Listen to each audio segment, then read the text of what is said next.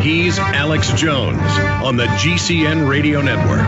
And now, live from Austin, Texas, Alex Jones.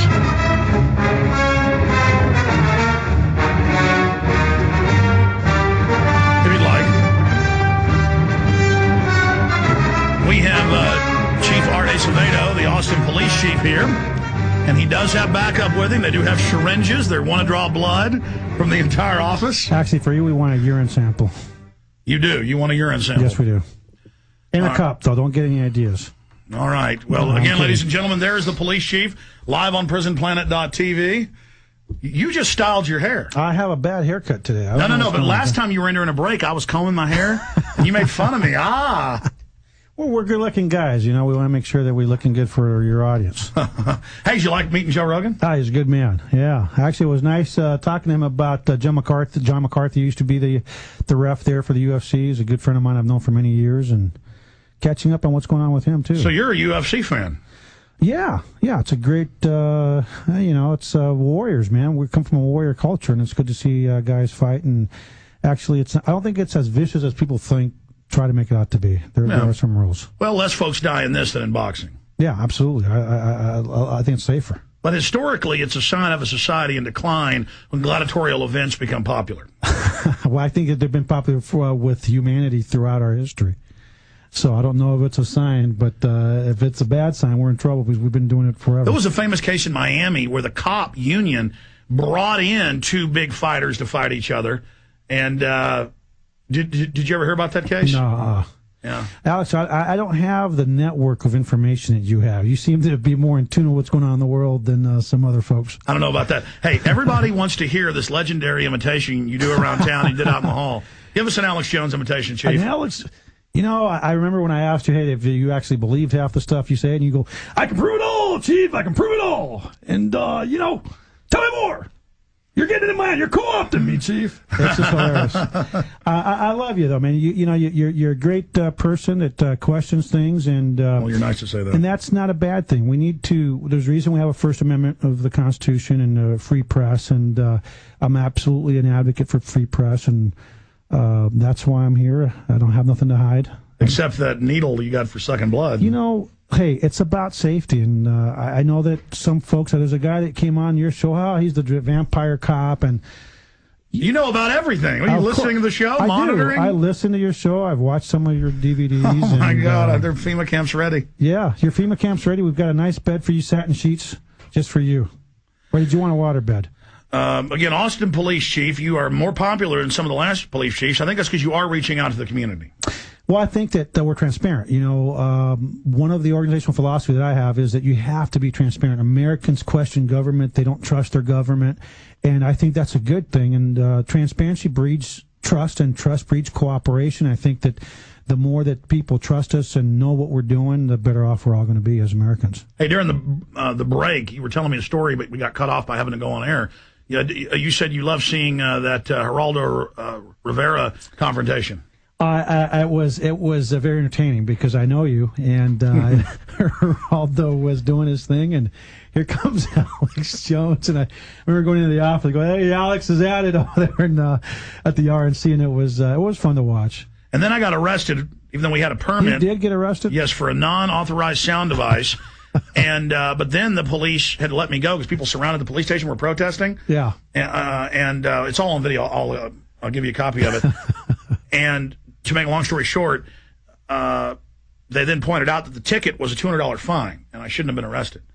And so they let me go. So it should have been just a cite and release situation where they cite you. Yes, I did nothing. They said, come over here. You're not supposed to use that. You have a permit for that. And I said, no. And they said, put him in cuffs. Yeah. I guess they wanted to incite the crowd of 300 screaming people. And then they drug me off. But let me tell you, Austin police are a little nicer on average than the New York police. Have you ever been in civilian clothes and had them in New York and had them call you scum and stuff? No. I try not to antagonize police officers when I'm off duty. But I don't mean antagonize. Well, you start blowing into their ear with a bullhorn from 5 feet away. That might be a little. That isn't what happened. I don't know if it is. Frame up. But you see, here we go. Frame up. That's not. I didn't say that's what happened. I'm just giving an example. You just implanted that idea. Antagonistic. Let's talk about what you're doing, Austin. But I wanted to bring this up because last time I didn't have the articles in front of me.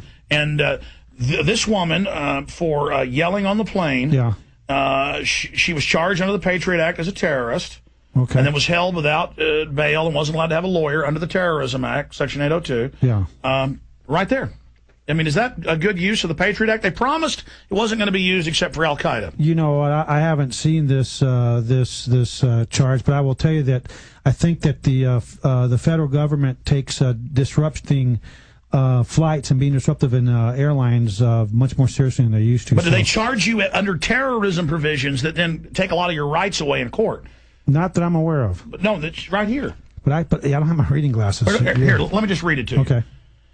It says the incident aboard the Frontier flight ultimately led to Freeman's arrest and conviction for a federal felony defined as an act of terrorism under the Patriot Act, and she was tried under the Patriot Act. And it says here that she yelled at the flight attendant.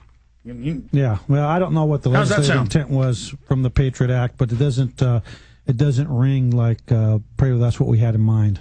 Well, I mean, you've spoken out against Fidel Castro, who's about to kick it, and you know, you escaped that. I mean, does that not sound like Cuba? Well, I don't know about, like I said, what was the penalty? Does it say on there? Yeah, it's 10 years in prison. I mean, it goes on. It says for people only raising their voice, not even cussing. Yeah, I don't know. I'm not familiar with that case. I think you'd have to take a look at remember, but sometimes when you read news reports, they may not have all the information in it. Listen, before anybody talked about this, I read Section 802 of H.R. 3162, passed October 27, 2001. And it said, Section 802, any action that endangers human life that's a violation of any federal or state law is hereby an act of terrorism. And it changed the old definition in the U.S. Code. And then it says you don't get due process, you don't get lawyers, we can spy on your lawyers, we can strip you of your citizenship, take you to Guantanamo Bay, and then use strong interrogation methods, which is a renamed torture, and then try you secretly before a tribunal. If the president or his designate doesn't like the tribunal's response, then you would still be executed in secret. That's also nexuses in with the John Ward Defense Authorization Act and the Military Commissions Act. But right here it says, Freeman is one of at least 200 people on flights who have been convicted under the amended law. In most of these cases, there was no evidence that the passengers attempted to hijack the airplane or physically attack any of the flight crew. Many have simply involved raising voices, foul language, and drunken behavior. Yeah, I don't know. I'm not familiar with the case, so I can't really comment on it. But I will say that there's a new administration in D.C., and I'm sure that they're looking at presidential directives of the past and different laws, and they may go in a different direction. I mean, this sounds like what the founders got mad at in 1776.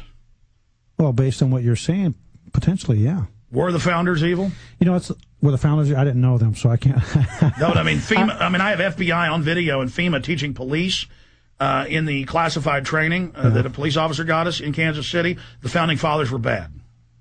You know what? I've been a cop for 22 years, and I can't say I've ever heard that. So, and I would have a problem with somebody teaching my cops that the founding fathers of this country that I think framed an outstanding constitution, the spirit, and which I think is a living document, that is a constitution, is something that I think I've taken an oath to die for if I had to.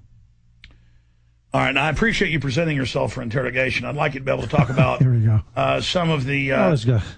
remember, you do have to drive out of here. No, I'm kidding. Oh, yeah, you are. Little double meaning. Yeah. Go ahead. Yeah, threw you off. They go, huh? We are neighbors, too. Don't forget. He got a little aggressive last time after the show. Why did I get aggressive? You grabbed me by the arm and squeezed it, and you said, you really believe this stuff? And I said, yes. And you said, that's it. You're crazy. No, that's not what you said. You said, I can prove it all, Chief. I can prove it all. And then you started accusing me of trying to co-opt you. You're co-opting. This guy's good. This guy's good. You'll see him again. We are. We're going to see you as the head of the global FEMA command. I don't think so. You'll wear a huge black leather uniform? No, never. With like huge steel high heels? Look at these uniforms. They're friendly. They're professional.